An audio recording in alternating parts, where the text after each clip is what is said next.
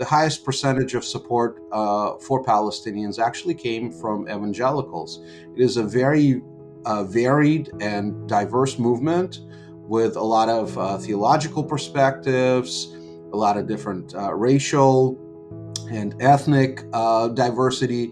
And so that's another big surprise for me over the last 7 years, is that this, contrary to what we hear in the news, what we are constantly surprised by is the degree of diversity in the evangelical movement that we observe in our data. I can say that maybe it's diversity, maybe we can use a different word, polarization. So that the evangelical movement is really struggling within itself about its identity, and the polarization pushes to the two ends of the spectrum more strongly in that movement compared with others.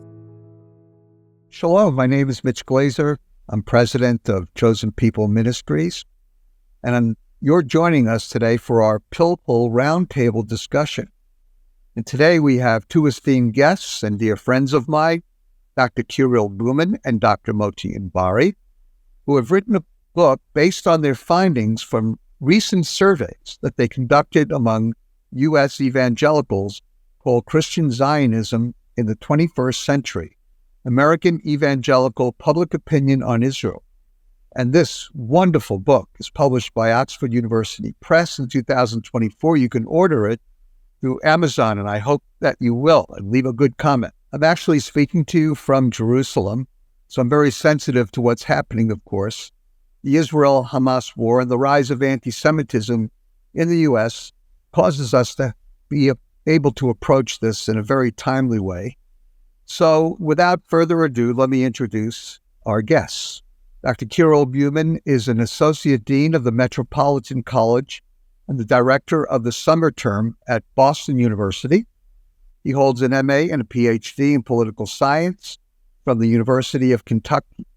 Prior to joining Summer Term, Dr. Bumin served as an Assistant Dean of the Graduate School at the University of North Carolina at Pembroke, and later as the inaugural Dean for Graduate Studies at Stonehill College in the Boston area. Dr. Bumin is a prolific researcher in the fields of American public opinion on the Israeli-Palestinian conflict and Christian-Jewish relations. He also specializes in ethnic conflict and post-communist judicial politics. And so, welcome, Kirill. Dr. Motti Inbari is a professor of Jewish studies at the University of North Carolina in Pembroke, considered a leading scholar in Jewish and Israeli studies. Dr. Inbari is the author of 6 books, and his teaching and research focus encompasses Jewish history, thought, and culture, with expertise in Jewish politics, ethics, gender and sexuality studies, and Jewish-Christian relations. And it's really wonderful to have Motti with us, and he has so much to share and knows quite a bit about this topic. And so I'm glad that both Dr. Bumin and Dr. Inbari are with us, and I will call them Kirill and Motti because I can never properly pronounce their last names anyway. But it's great to have them with us, and it's been fantastic for me to work with them, in part helping to make these surveys possible. And I've learned so much from both of them on how to do surveys, how to analyze surveys. And when we're dealing with such critical material, it's just great for me and a blessing for me to be able to work with such qualified and competent men. And little did we know that when we started this journey many years ago, that today we would see such tragic circumstances with October 7th, the rise of anti-Semitism, all throughout the East and the West. Nobody's untouched. And to have such difficult conditions in Israel. And one of the questions, of course, we have at Chosen People Ministries is, where are Christians on these matters? What do Christians believe? What's their opinion? What do they have to say about these global conflicts? And of course, from my perspective, what can Christians do to make things just a little bit better. But we really need good, solid information, and we really need to analyze things objectively and properly. And that's why it's just great to have Motti and Kirill here, who know a whole lot more about this topic than I do at this current moment. And so they are constantly teaching me, and I'm grateful. So, Motti and Kirill, welcome. Thank you very much. Thank you. Glad to have you here. So I'm going to start with the softball easy questions, and then we'll get to the more excruciating ones as we go on, because some questions are just hard to answer. So first, tell us all about your recent survey of Christians in the U.S.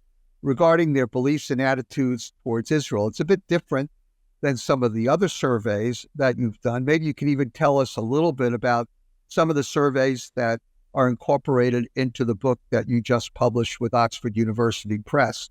And then maybe tell us what's distinct about the current survey that's just being released. Okay, I'll go first. First of all, thank you for inviting us to this podcast and webinar, and we're also very grateful for your support over the years and Chosen People Ministry support with our studies. So this is a project that started about 7-8 years ago. We started by surveying evangelical public opinion toward Israel. And the book that you have mentioned that just came out a few months ago is based on 3 surveys that were done among evangelicals. But ever since the book came out, we expanded our project, and until now we have conducted, I think, 7 surveys so far. 5 of them are among evangelicals, but we also were able to test the Catholic public opinion about Israel and Jews. And we also, in this last survey that we mentioned, we also were able to measure mainline Protestants, which are more the liberal churches like Methodist, Presbyterian, and so forth.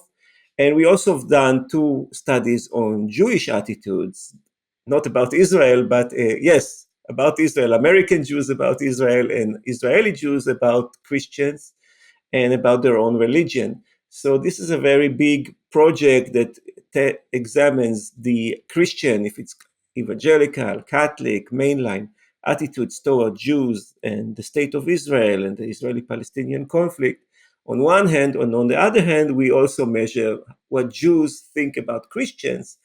And so it gives a very wide picture of grassroots opinions.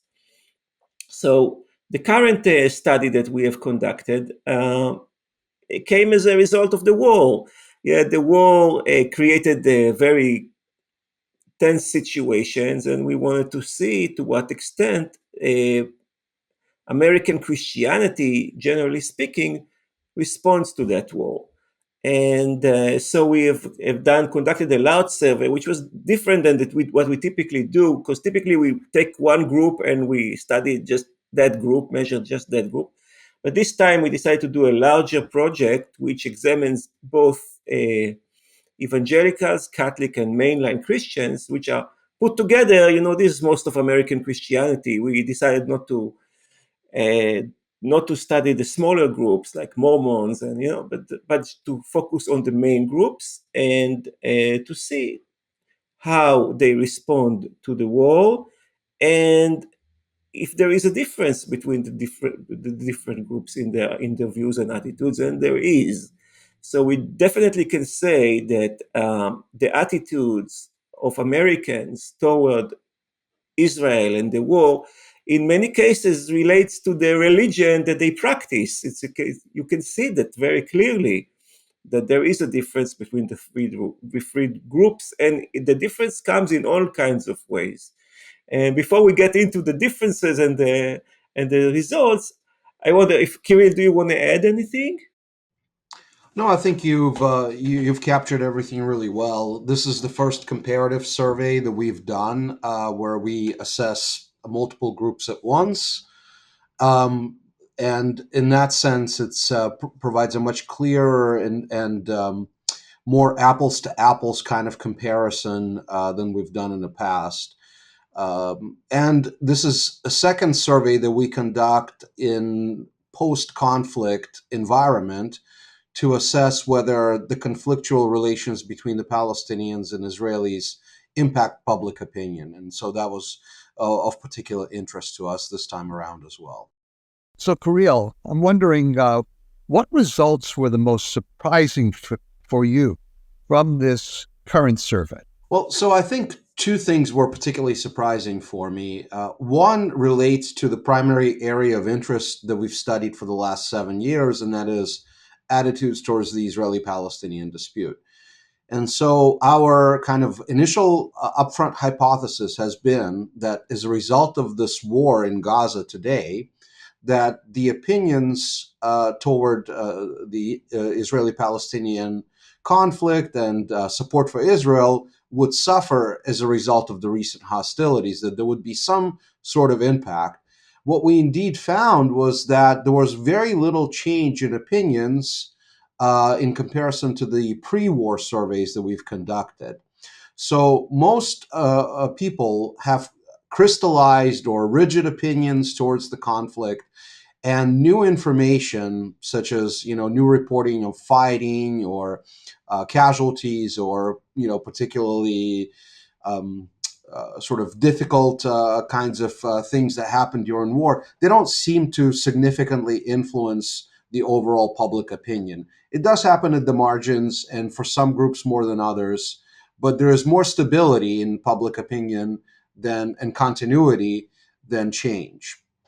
The second thing that surprised me, this was the first survey that we chose to ask a battery of questions related to anti-Semitism using the Anti-Defamation League's 10-point or 10 question format to gauge, a variety of questions related to anti-Semitism, anti-Israeli and anti-Zionist sentiments and things of that sort.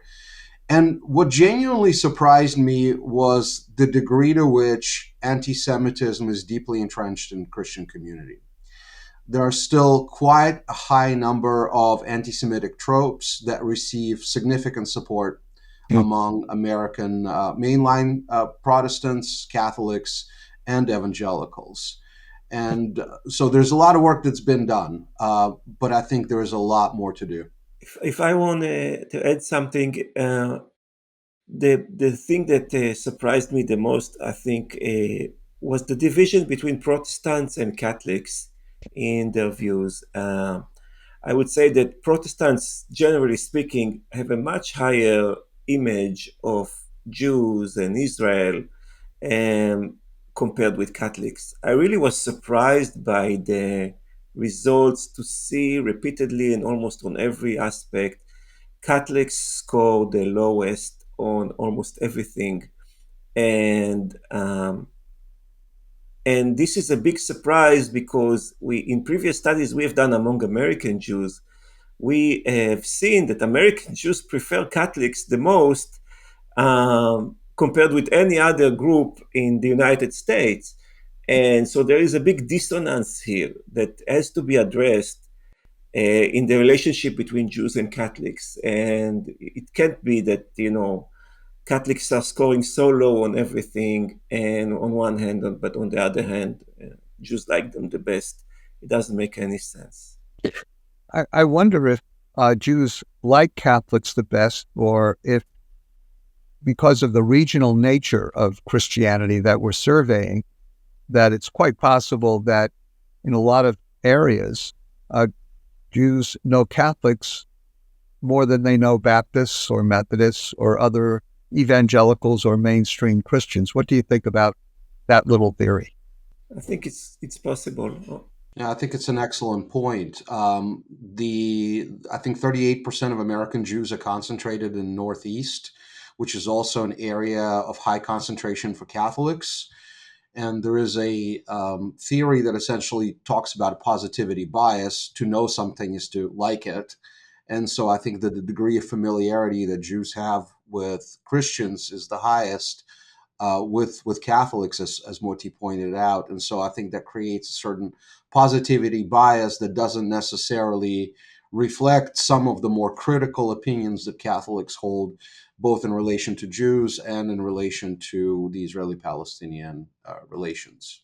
So we'll get into that a little bit more. But who are the most pro-Palestinian?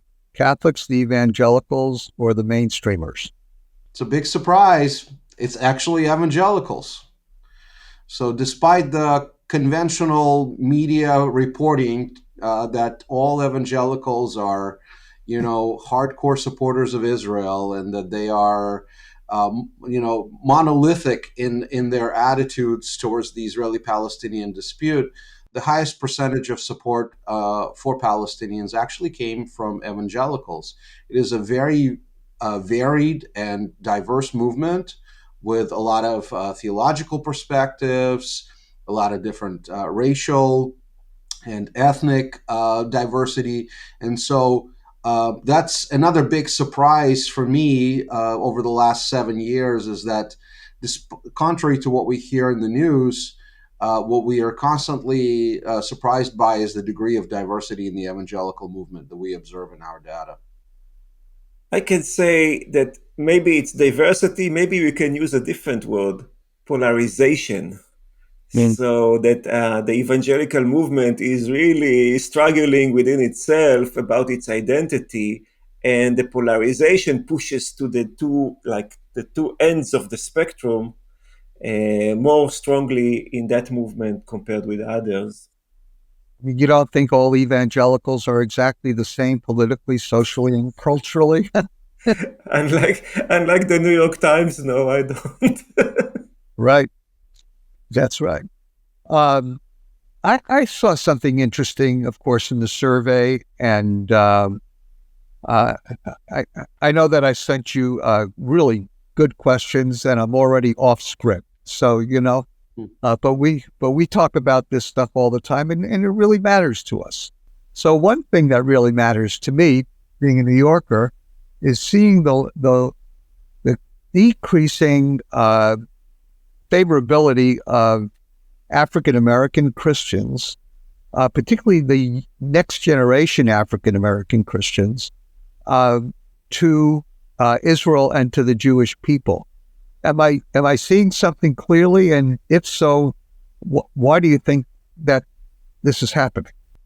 I would say that the next generation is a big issue, and it doesn't really matter the skin color. There is a big problem with the next generation, with the young generation, that we encountered in our studies repeatedly. That the young Americans are not in favor of Israel, and it spills over probably also to not in favor of Jews. Well, we saw what happened in universities in the last few weeks. Right. And the problem is that these young people are not so informed also, and are not so knowledgeable, and they are protesting and fighting, and based on a lot of ignorance, and and uh, and also a spin of information that coming from social media that not necessarily is balanced and accurate. And I think it's a problem to our democracy that our young citizens are just not informed. Mm.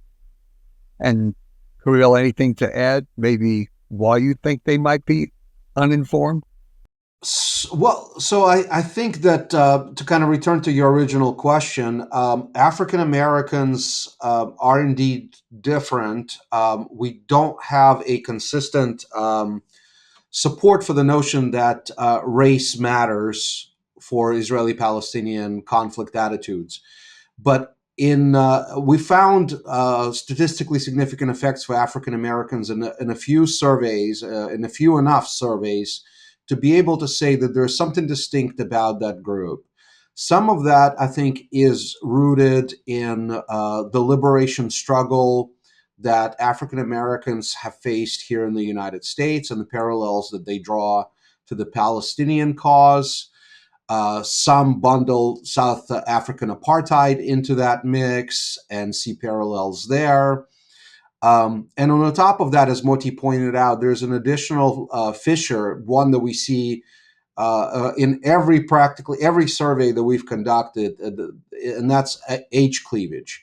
And so when you combine the two, you potentially have a very strong kind of argument to say that African American under 30-year-olds are significantly different in terms of their attitudes toward the Israeli-Palestinian dispute from other ethnic and racial groups and other age groups.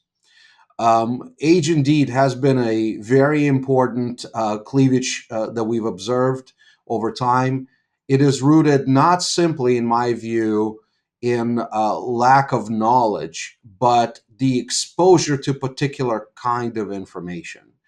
So younger people are far more likely to socialize and experience new information in social media settings, in these echo chambers that tend to promote one-sided views. And so as a result, they tend to be fed, a particular kind of narrative that tends to make them very critical toward Israel and much more favorable toward the Palestinian cause. Thank you. I have two questions about evangelicals, or what we would call born-again Christians. Number one, it would seem to me that there is a consistency over all of the surveys that you've done, whereby evangelicals are driven to be favorable, where they're driven to be favorable towards Jewish people in Israel has to do with God's covenant with Abraham, Genesis 12 verses 1 through 3, and so on. Have you seen that? And what did you see in the new survey regarding the Abrahamic covenant? So I think what we can say about the Abrahamic covenant in the new survey is that it is the most consequential belief, or for that matter, variable that we consider in our statistical analysis of all the potential political, economic, social, and religious indicators.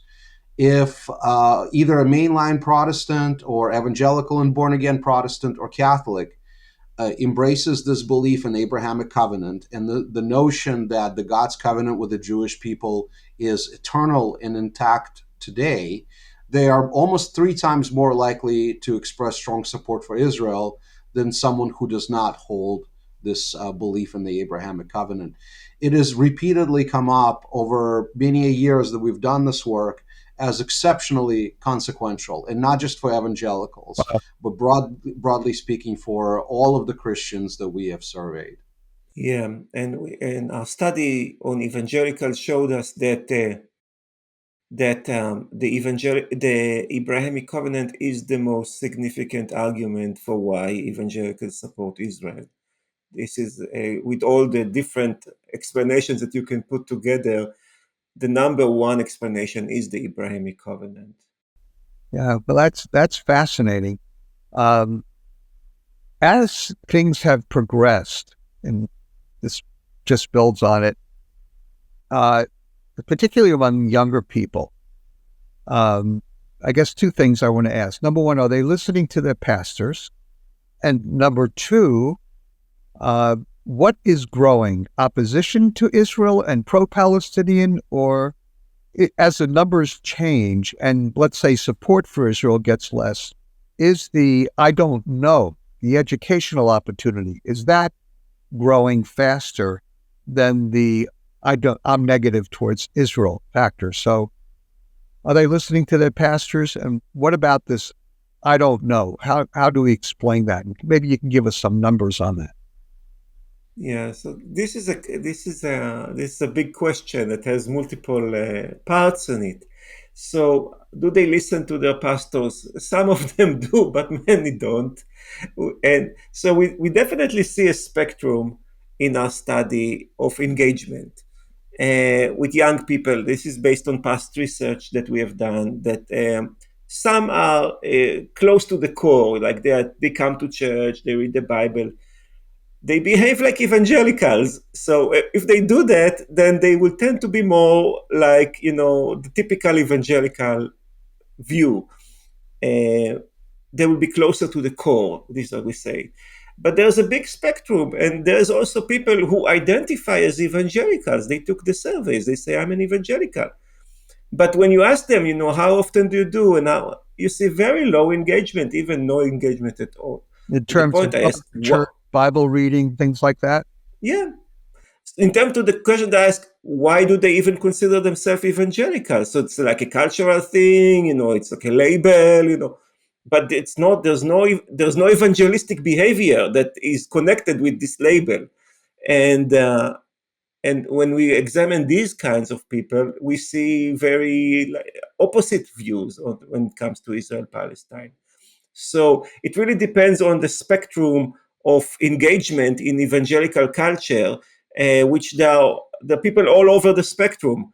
And so this is regarding that question. And now regarding what do we see an overall view with young evangelicals is that they, instead of strongly support Israel as their parents, their grandparents are, they tend to cluster in the middle, kind of like, don't want to take a side, support neither. And when you ask them why have you chosen this option, as you just said, many of them say we just don't know enough. Mm-hmm. But this was service before all the mess that now I think people know more, or at least they say they know more. So you think with the war they think they know more because of all the press time and everything else. Question is what they know. I think so. Yeah. Motti mentioned that this is a very thick question, and I agree, because I'm going to take a very different kind of angle to the question than Motti did. And by the way, what Motti said is completely correct, but there's a kind of a different way of thinking about this. And that is, are young evangelicals are young evangelicals listening to their pastors? Yes, but they're not going to the same pastors as older evangelicals.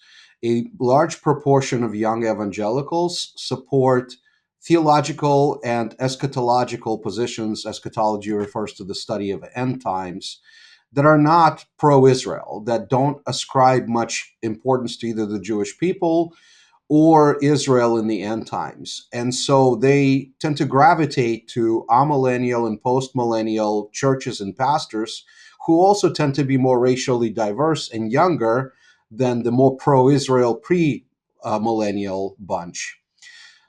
When it comes to actually listening to pro-Israel messages, our study in 2021 that is a part of the book actually shows that the more a young evangelical exposes him or herself to pro-Israel messages, the less they support Israel. So there is this negative effect where they sort of, I guess you could say, almost rebel against the conventional, the established support for Israel that exists among, the premillennial evangelicals. So it's a situation that's really nuanced and complex, but certainly young evangelicals are incredibly and increasingly different from the other evangelical age groups that we've observed over time.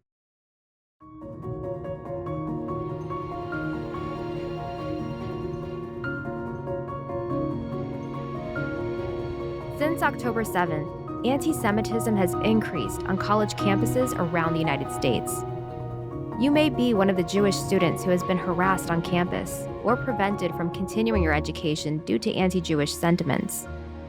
Or maybe you care for the Jewish community, but felt unable to voice your support out of fear. It is important now more than ever to show our Jewish friends that they are not alone. To the Jewish students all over the country who have faced anti-Semitism, we see you.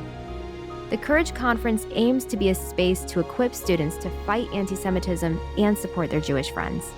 Take a stand with us. Apply today at chosenpeople.com/courage.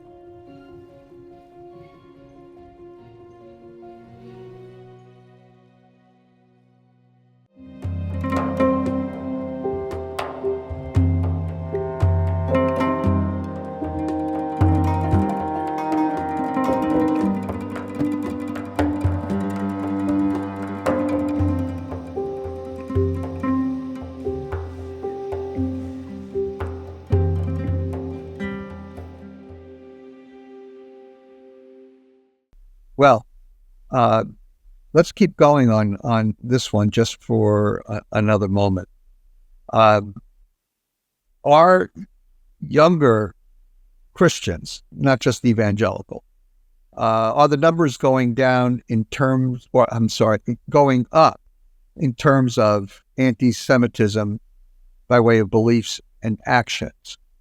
Because you guys did a wonderful op-ed and where you describe how younger evangelicals are not in sync with the older majority of their Christian streams, whether it be evangelical, mainstream, or Catholic, and that there's a growing lack of favorability towards Israel, but that is there. But really, I'm interested in the actual growth of anti-Semitism and anti-Semitic beliefs and behavior, which seems to be out of step with their older generations. Can you explain some of that? Because it concerns me a lot.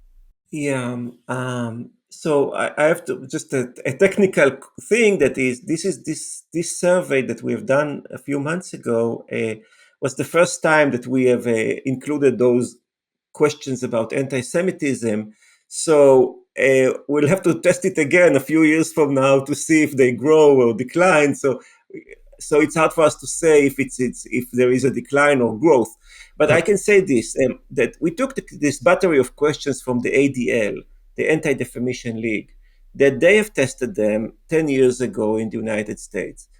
And the ADL released only those who said that they support those battery of 10 statements that are anti-Semitic. Yeah. And we compare the numbers that we received to the ones ADL received 10 years ago. We see basically the same numbers.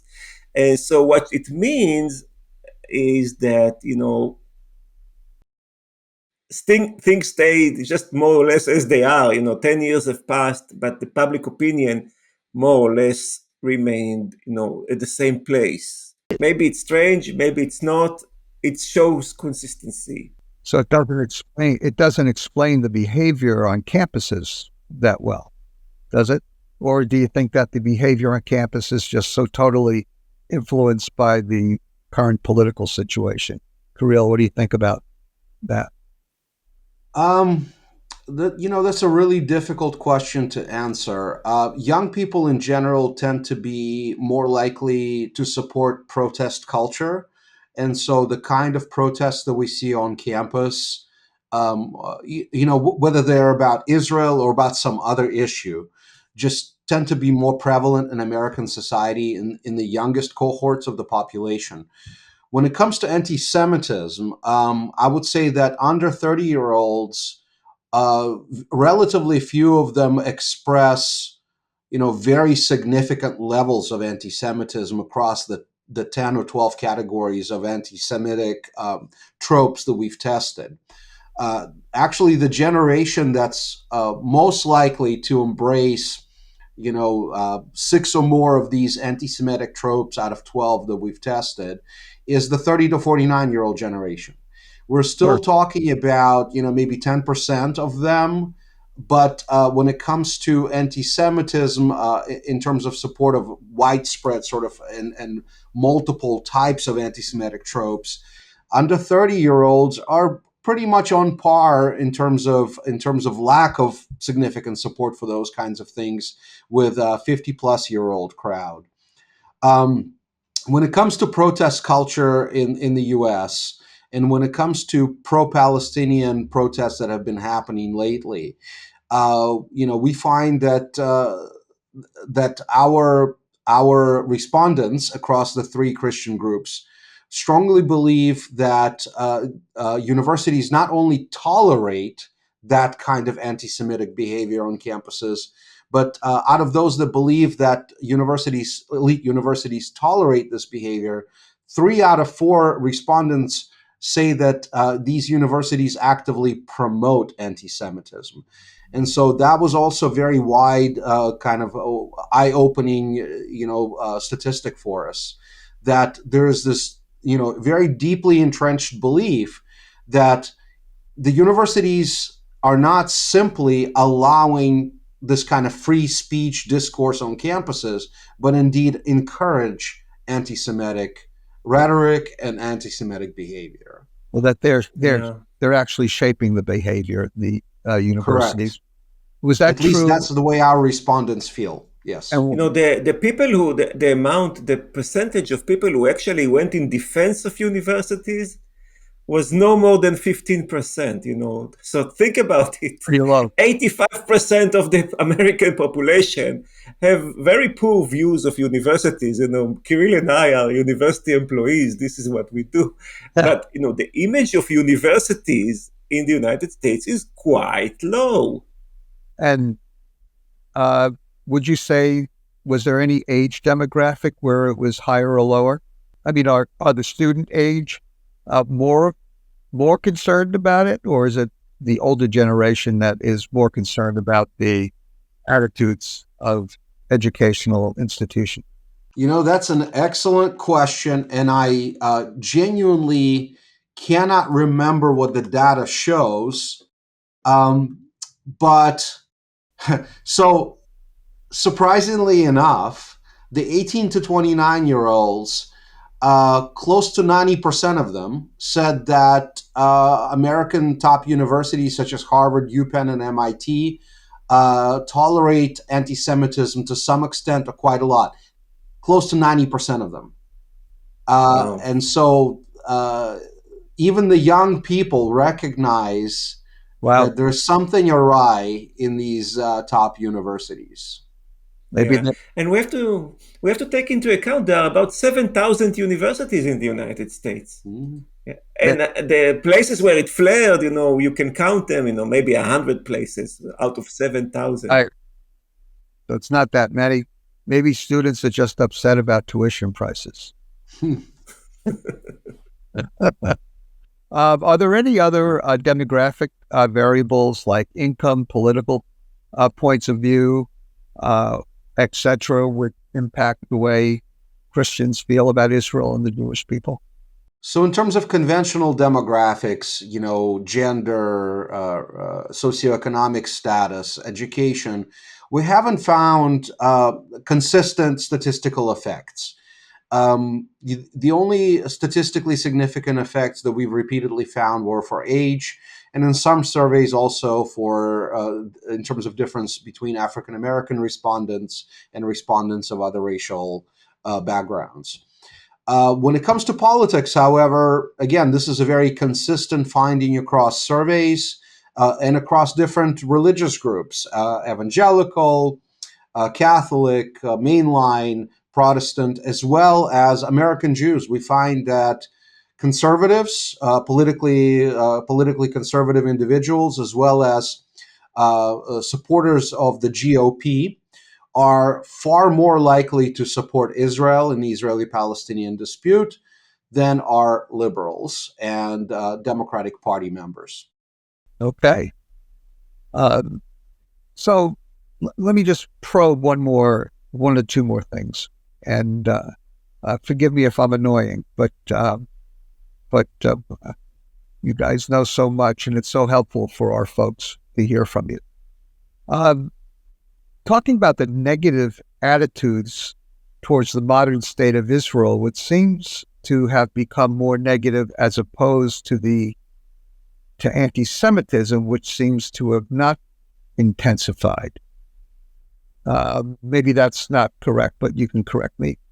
Do you feel that there is a spillover effect, however? In other words, that maybe it's not a direct anti-Semitism racially defined, but rather politically engendered, and therefore American Christians, you can split it up into the categories if you wish, but that American Christians are becoming more anti-Israel and therefore more anti-Jewish.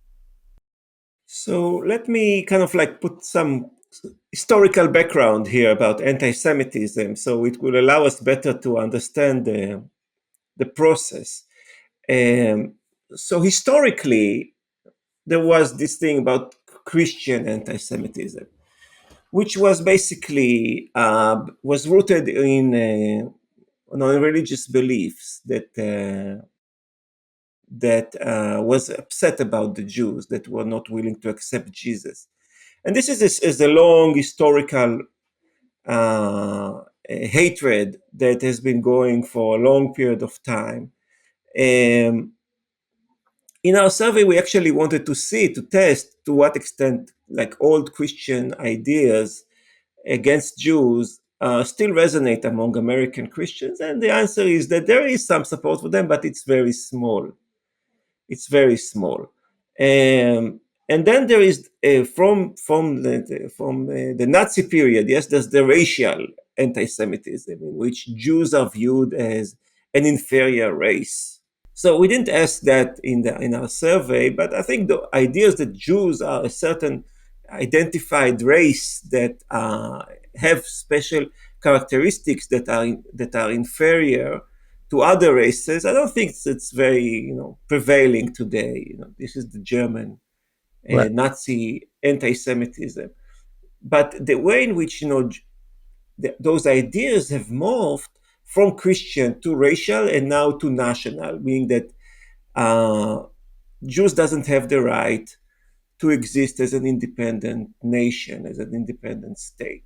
So those anti-Semitic ideas have morphed into anti-Israel, not to a place where critical that Israelis are unfair to the Palestinians, but that Israelis do not have the right to have their own state, that they are genocidal, and we hear this in the rhetoric today in the demonstrations, that from the river to the sea basically means that Israel will be abolished, and that Israel is an apartheid genocidal state that doesn't have the right to exist.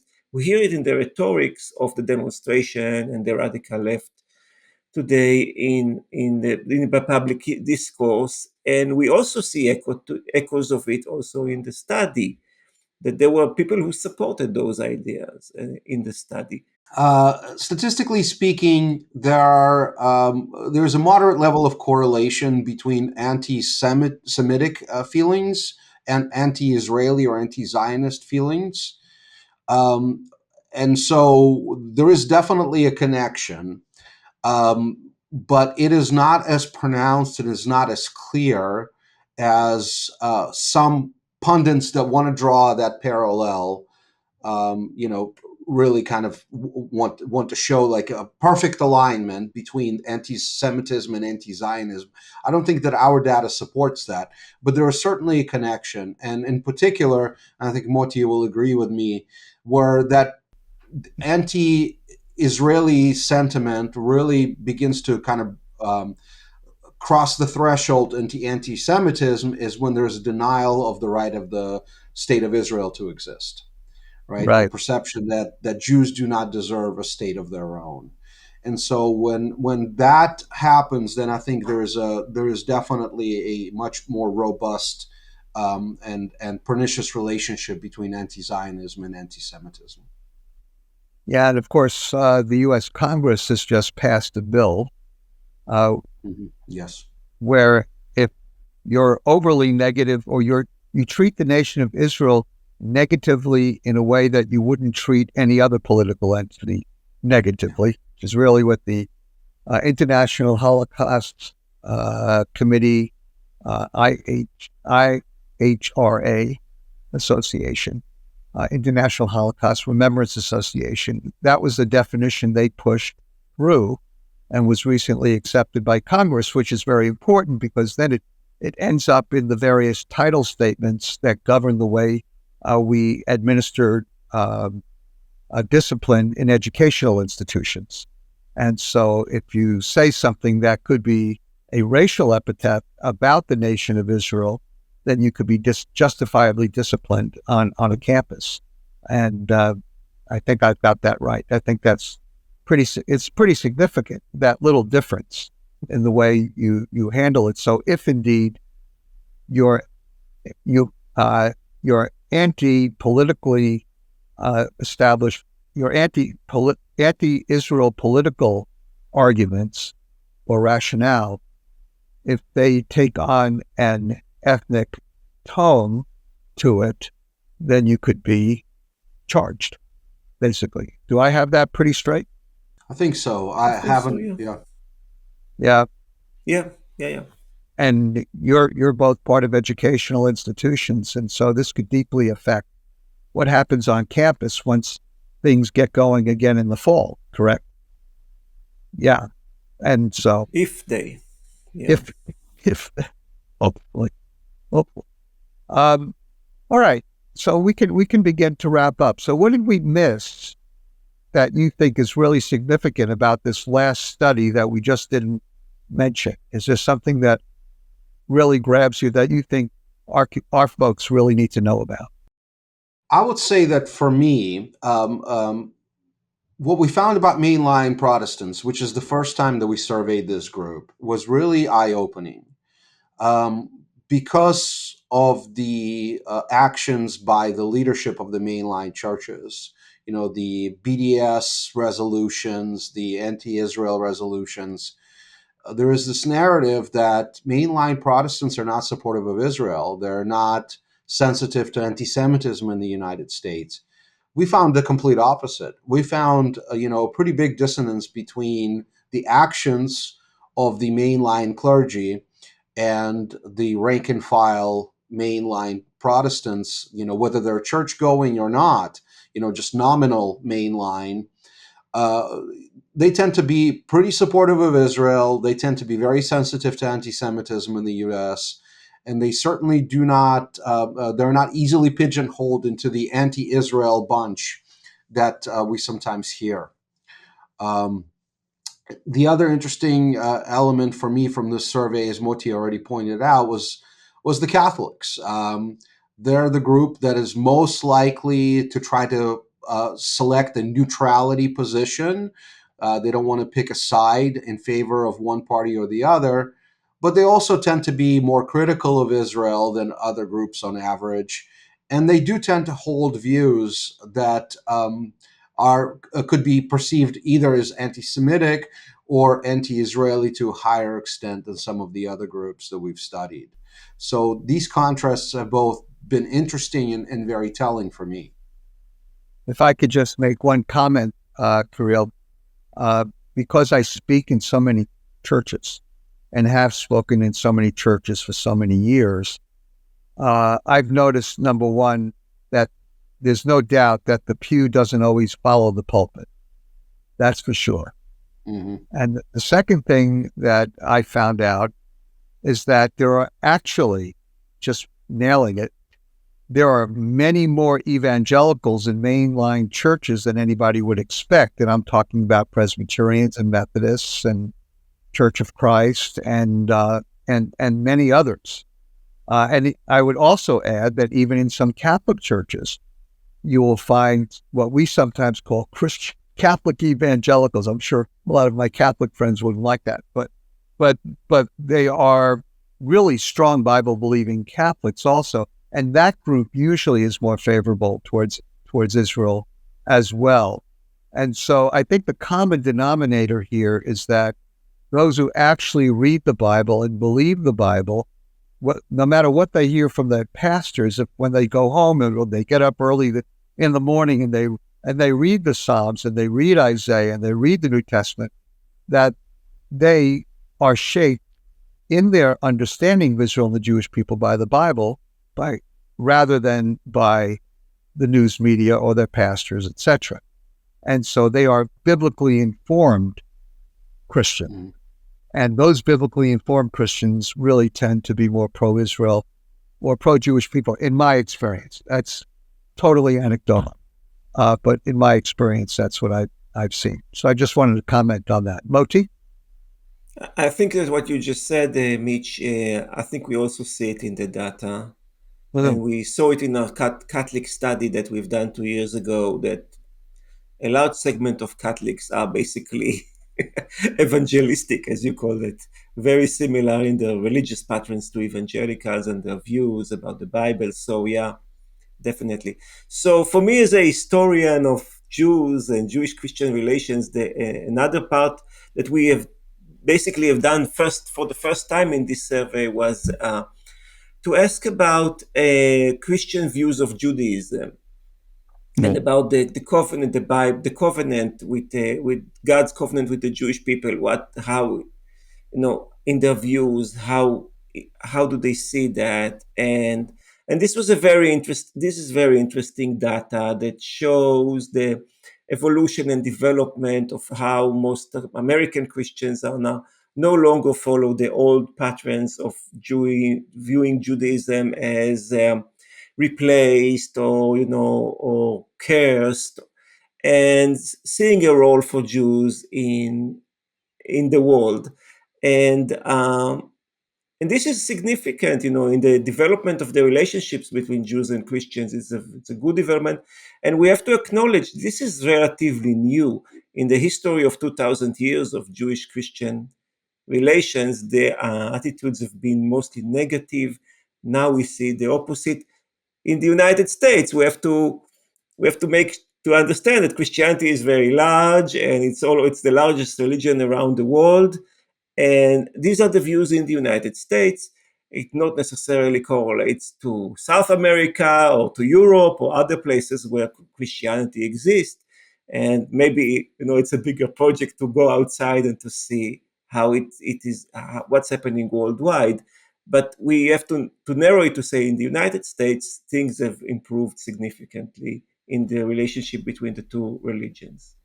That's a mouthful in light of what's been happening today on campus and in other ways. I mean, but if you don't like the data, you have to at least live with it and grapple with it. You can't just put it in the trash can.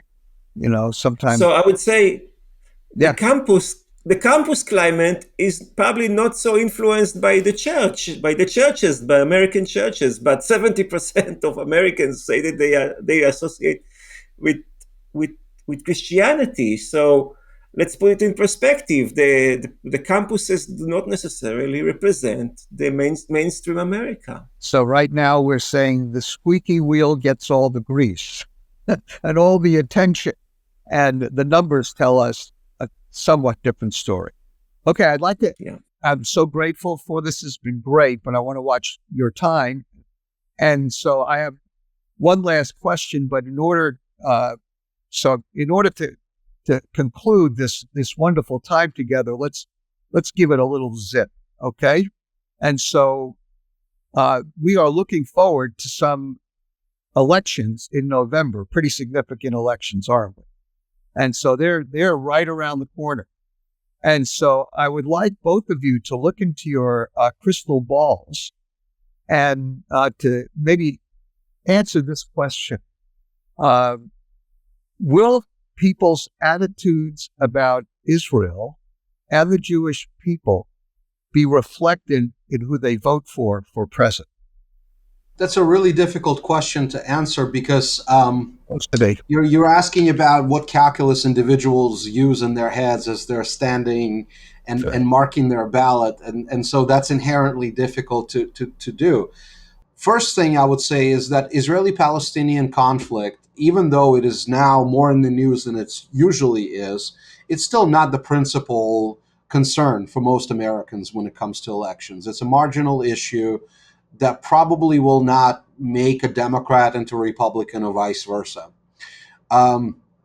Generally speaking, I think that Republicans have much greater clarity on the Israeli-Palestinian dispute in terms of where they stand than Democrats. And as a result, for those Republican voters or independents who are leaning toward Republicans, if this is an important issue, it's much easier for Republicans to make a pitch that we're the right party to support. Democrats are more diverse and they serve broader set of audiences, and so their messaging about the Israeli-Palestinian conflict is much more nuanced and as a result much more muddled. And so I think that for those of us who care deeply about Israeli-Palestinian conflict, about support for Israel, Democrats will not present a platform on this specific foreign policy issue that'll be easy to support. I think it'll be a much more nuanced message. That said, I think by and large, Democrats are still very pro-Israel, but not as clear about it as Republicans can be and are. And so I think that is an important consideration. Yeah, I think that President Trump's decision to move the embassy to Jerusalem will be remembered by those people who, really care about the issue. And the Abraham Accords will also be remembered as something that's, a major feather in the Republican hat this election.